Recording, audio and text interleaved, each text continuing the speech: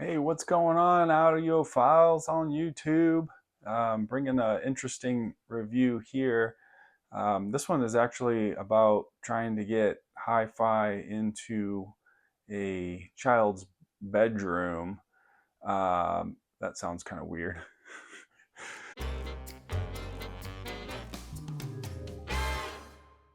Bringing another review here. It's the Yamaha WXA50. Just wanted to give you some initial thoughts and impressions on the product. Before I could do a review on it, I needed something to be able to compare it to, of course.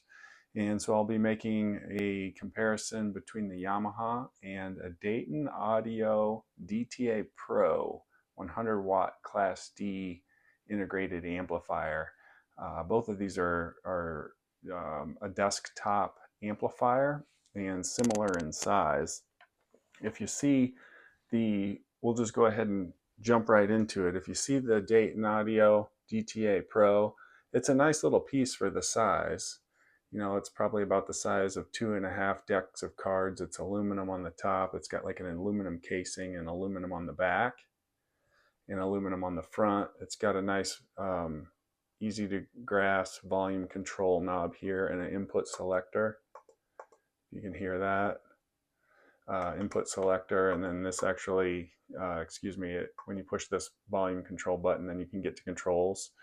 And when I mean controls, bass, treble, mids, and it's also got 5 equalizer modes built into it. It is a Class D amplifier. And the reason that I purchased this is that my son was listening to music on one of these Amazon Dots. And you know, these are okay for a small room. The sound quality is okay. I mean, it gets the job done, right? But I thought, well, this will be kind of fun. When I was a kid, my parents bought me some big floor standing speakers. They're Jensen speakers, big 12-inch woofer. They're probably too big for my room, and they're definitely too big for this room. But it's kind of a fun thing to have when you were a kid. So anyway, much to my wife's dismay, these were in storage, and so I brought them up. And I figured, well, I'll hook them up to the Amazon Dot or the Echo Dot or whatever this thing is called. So basically what I did is I ran a 2.5 millimeter plug from the back of this. And then this has also got an input. It does not have RCAs, but it has an input for an auxiliary there. So I just plug the dot into that. And then that way, the only thing that my son had to do is turn this thing on. The volume control was set. To 50 is what I had it set at, and then he could speak to the dot and control the amplifier. You can say, you know, play a song, skip to the next song, turn on, turn off, turn up, turn down, all voice controlled. So it was an easy way to bring hi-fi, if you will, to his room. So it was kind of a fun experience. He thought it was pretty cool having the big speakers in his room. But anyway, I brought him up for a weekend, and he liked them so much they stayed. You know, the missus is still wondering why I did that, of course. But anyway, so my initial thoughts on this DTA Pro, again, a Class D amp. You know, it sounds okay. I think you're kind of listening to a circuit board. You know, it's not a lot of definition. It's definitely much better than like a speaker bar. Like a lot of kids are listening to Bluetooth speakers. You know, they're small little speakers, carry around portable speakers. It's definitely a lot better sound experience than that, hooking it up to a pair of bookshelves or a pair of floor standers.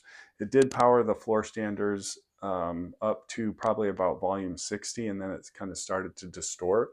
So that's something to keep in mind too when you're looking at these smaller amps. Class D is a much more efficient amp, but you know, personally, this is a topic for debate, but there's a lot of it that's been done for sound quality on Class D. But personally, I think you can still kind of hear that, and definitely in these cheaper, smaller, more compact pieces that you can definitely hear, you know, sound quality issues. It gets the job done. It's nice. You know, it's got a bass boost function to it. It's got your EQ settings and so forth. The thing that made me end up replacing this is that these speaker terminals are really close together. It's not the highest quality metals on here. They're not the highest quality terminal. They're hard to use. It's hard to get big fingers on them. So when you're looking at these things, keep it in mind too when you're interacting with it and working with these products.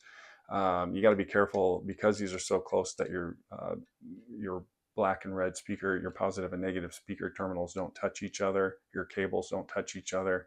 You'll get a shorter static in your speaker line. So it's hard to do because it's so close together. So I wanted something a little bit higher quality than this. I actually ended up twisting this, trying to tighten it down, and it spun inside the board here, and it lost connection. So that's what happened to this.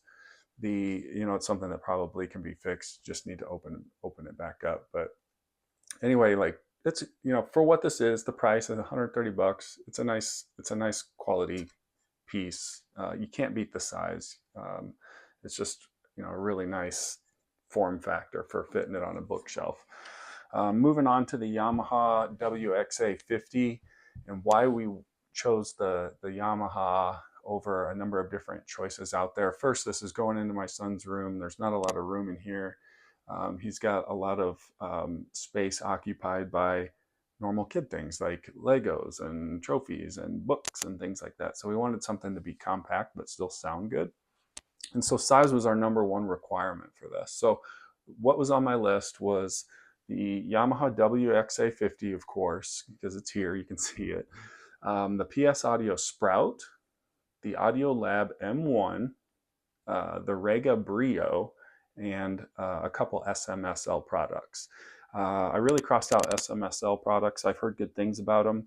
I just felt that they were just very similar in size. Again, it's amazing that they're packing what they pack into these small little boxes.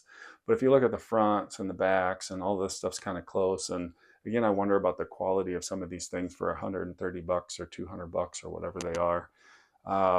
It'll get the job done. But I wanted something that was a little bit easier to work with when you're interacting with the piece and working with it and hooking up terminals and those kinds of things. I wanted it to be durable and reliable. And I've had really good luck with Yamaha products, all sorts of different Yamaha products. And so I felt that was a safe way to go. Anyway, that's kind of why I crossed out off SMSL products out there. PS Audio Sprout, I'm really intrigued in the PS Audio Sprout. Again, it's a Class D, but it was about $200 more, $150, $200 more than the Yamaha WXA. And there's some similar components in there, again, Class D. And I felt, having this be a budget system, let's try the Yamaha first. I'm sure there's a little bit difference in sound, but I'd still be curious into hearing it, but I just feel like, the Yamaha's got economies of scale. Those PS Audio Sprouts are designed here in the States, but they're built to PS Audio spec over in China. So it's not like it's an American-made product; it's an American design product, which is kind of cool. But Yamaha's built over there in the Yamaha's audio facility where they're building their big HIFI amps over in their Malaysia facility. So it's in the same camp as they're more expensive, $5,000, $8,000 amplifiers. They're HIFI amplifiers. So I felt confident in that. The PS Audio Sprout does have a phono section, which I really liked about that. So I would have been able to eliminate this little box here because my son has become interested in records and turntables and LPs and vinyl and whatever you want to call it, right? The Yamaha doesn't have a phono section to it, so we did need to add the project moving magnet piece, where basically it's an input, it amps up the signal, and then it passes it back out. This does need to be plugged in, so you need an extra wall space for it, unfortunately. But it's the size of, a deck of cards, maybe a deck and a half of cards. It's really a small little form factor piece there, so it's not a huge deal. It would be nice if it was included, so I did like the PS Audio Sprout about that. The downside to that is the PS Audio didn't have any kind of balance control, I think balance controls and tone controls like bass, mids, and treble. And I think with these Class Ds And especially the Class Ds, working with some of this vintage audio gear, like my speakers, they're from the 80s. This turntable we picked up on Facebook Marketplace to see if my son was going to enjoy the hobby, take care of the records and clean them before you play them and touch them right, handle them right, set them on the turntable right, all of that. He's doing a fantastic job. But this turntable is 30, 40 years old, I think. And so having those tone controls with some of the situation that we have going on here is kind of important for me. So that kind of put, the price and those other factors kind of put the PS Audio Sprout out. I was also looking at the Audio Lab M1. That's an AB amplifier, so I did like that it wasn't a Class D. So I'm assuming that the sound might be a little better, but it also did not have tone controls. It did have some EQ settings or some DSD settings that you could mess around with, but unfortunately it didn't have tone controls. It was a little bit bigger box too, if you look at the picture of it. And again, wanting something small and size efficient, that put that one out. And then the last and not least is the Rega Brio. This was the one that most interested me because of its form factor. It's a smaller amp. I do like that it's AB amp. I actually like that it's designed and built in England. It's not outsourced for any kind of manufacturing. It's built right there in England. I've heard really good things about it. Sound quality. It's an AB amp, not a Class D amp. So I think that would probably be my second choice, if not first choice, if we weren't getting the Yamaha WXA50. So just to kind of give you a few comparisons out there and like why I landed on the WXA50 with some of the things that are out there in the market in a smaller form factor. Rega would be great to try. I'd like to hear that. It doesn't have a subwoofer out was the other thing. So if we're going to build the system out and add a little bit more bass, it's all about that bass. The Yamaha does have a sub out, so it makes it easier to integrate and build a larger system too, if you will. More plug and play. The other thing that I liked about the Yamaha that the other ones that I mentioned didn't have is that it not only does it have true RCA hookups on the back, unlike the Dayton Audio that just had a 3.5 millimeter connection to the back of it. This has true RCAs. They're nice connections. The speaker connections are wonderful to work with. They're not mushed together. They're actually knurled nuts, like speaker terminals where you can turn them and grip them really easy. They're knurled like a weight bar, to give you an example. That crisscross patterning that's on a weight bar. The hole, if you're using bare wire, you can get probably a 14 gauge wire into it, so you're not cramming the wires together. The back of it's even really laid out well. Yamaha did a good job with the form factor and the size that they were working with. Again, just really easy to use and work with.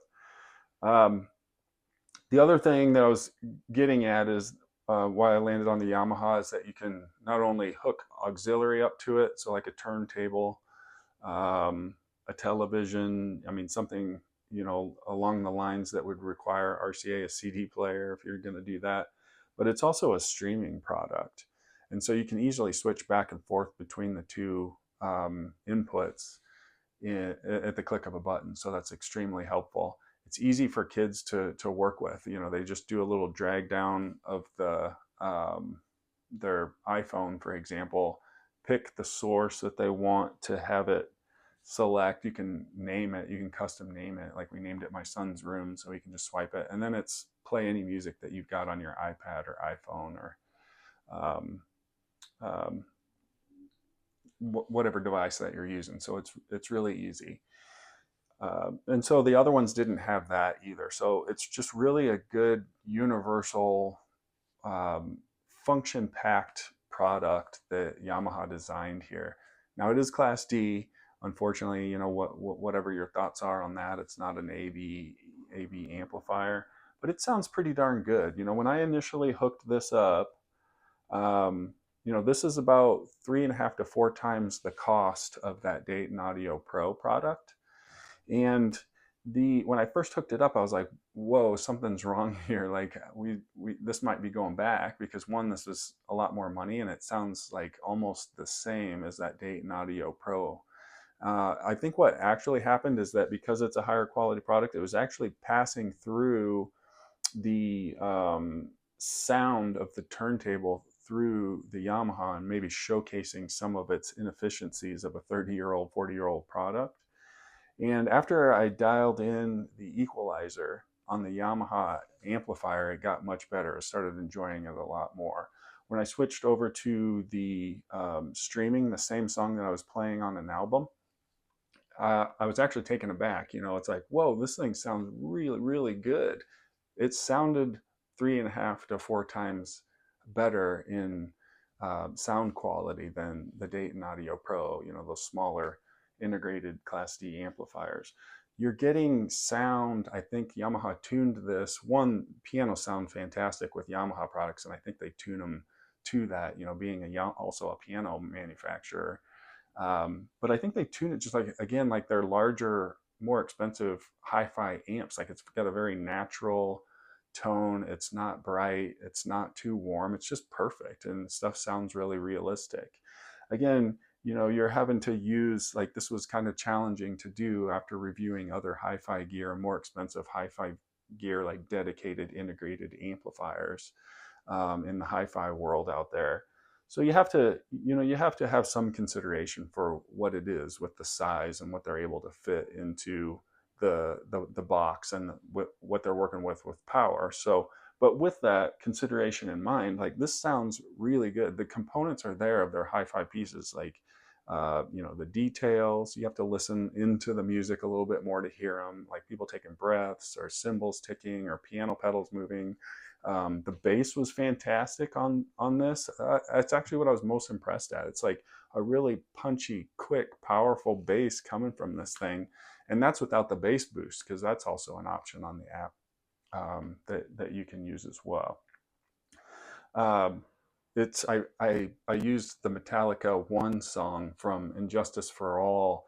If you know that song and you know that album, they're hitting those drums like super quick.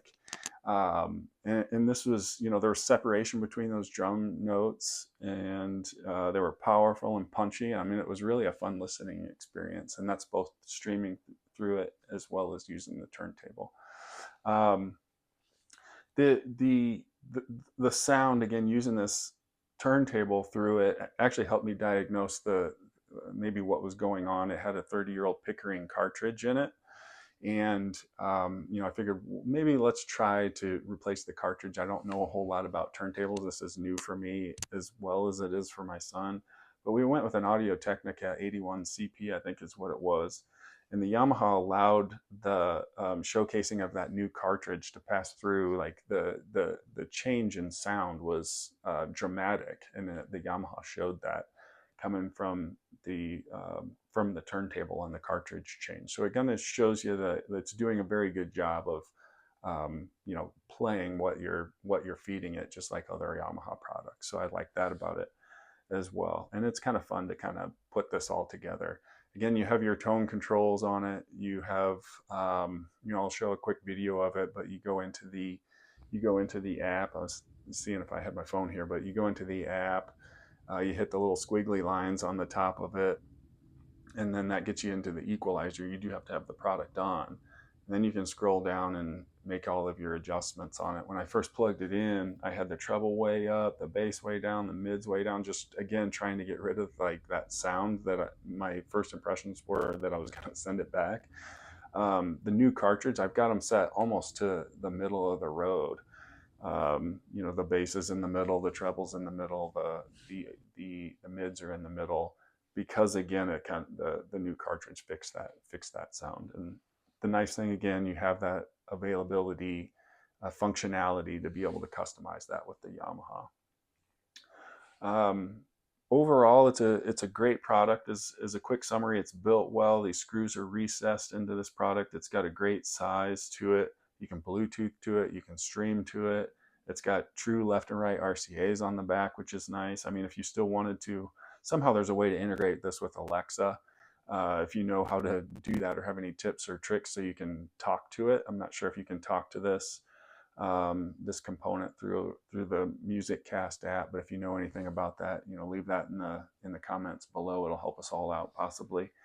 The connections, the speaker terminals on the back. It's just a really nice quality, great sounding piece for, again, for what it is. If you don't want it laying out like this, they actually give you some provided feet, and you can stand it up on its side like that. You know, your words aren't going to line up. So that's a little bit goofy, I thought. So I figured we'd just leave it down like this. When you are standing it up, I would give it some good ventilation. I don't know if anybody's talked about that on reviews. This thing gets kind of warm. I don't know. To me, it seems like it almost gets as warm, or if not warmer, than some of my HIFI A bias gear. So with that in mind, I would just give it some good room. Don't put it like in between two books, for example. It'll get too hot. I think it's got more power to it. It's driving the floor standing speakers to plenty loud that I would ever want to listen to it in here. You know, so I think it would do okay with more inefficient floor standers, or definitely bookshelves. It's a great product for that. The only thing tons of people have made this comment already, but the remote is a little cheesy. You know, it's like a credit card. For a kid, this is great. Like, it fits into their hands really good. The buttons. This reminds me of and somebody else said something similar to this, but it reminds me, my wife has a similar remote to this thing for little lighted LED candles that we turn on the mantle. I'll probably be buying an extra one because I know that this thing's either going to get lost or stepped on, or a squirrel's going to walk away with it, building a little house. I'm kidding. But anyway, I think that I would be willing to pay a little bit more for like a nicer Yamaha remote. I don't know if they could use one of their AV chassis or not to design something like that, but you can control volume and source and connection, track, forward, play, pause, all from the remote here. The only other thing that I would say, and again, if you know that, the only other thing that I would say, and if you know if there's a setting for this, that would be helpful too, leave it in the comments. But the sensitivity of this volume knob, very nice volume knob. It's a machined aluminum piece. It's got nice detents, but it seems like you have to spin it a lot, like 5 to 10 times to actually notice a change in volume on it. So I don't know, it'd be nice if like one click like that, you know, one detent click would move the volume more than it actually does. So I think that, you know, those two things are really the only nitpick that I have to it. Again, it would be really cool if I could design this myself. I'd come up with a more substantial remote. I'd have the volume control more sensitive, and then I'd possibly have a phono component built into the unit too, to eliminate that box. Again, these are small little nitpicky items, but overall it's been great for us. We've got, you know, probably 2 weeks, 3 weeks of listening into it. Our album collection's growing, so it's been fun. But anyway, hopefully that helps. Please, you know, if you've got any tips or tricks or any other advice on this product or similar product, please leave it in the comment section. It's helping us all out. You know, it's fun to learn about and discuss these audio products as we're finding different, you know, situations and different rooms in our homes to put these things in. It's fun getting audio in front of the kids too, and having them listen to something that's a little bit more higher quality than a Bluetooth speaker, an Alexa Dot, or Amazon Dot, or whatever they're called. And they're enjoying it too. You know, I mean, the album collection is something that we can both do, and it's a little bit pricey than streaming. You know, I'm like, hey, you know, you can download that song and listen to it for free with your subscription service. But it's fun, like going into record stores with the kids, and, you know, perusing records and albums, and what do you think of this? What do you think of that? And you know, having them, you know, work and learn responsibility and handle the audio gear with care. You know, it's good for them. So anyway, hopefully that helps. And that's kind of what we did with our system here, and what we used, the Yamaha WXA50. Talk to you later. Enjoy listening. Bye.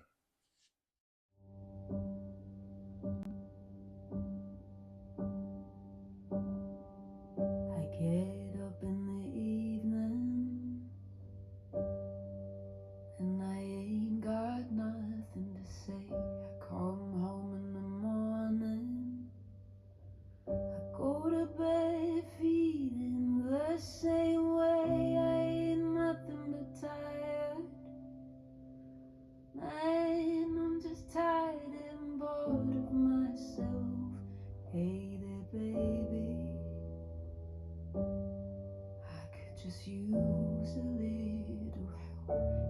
can't start a fire.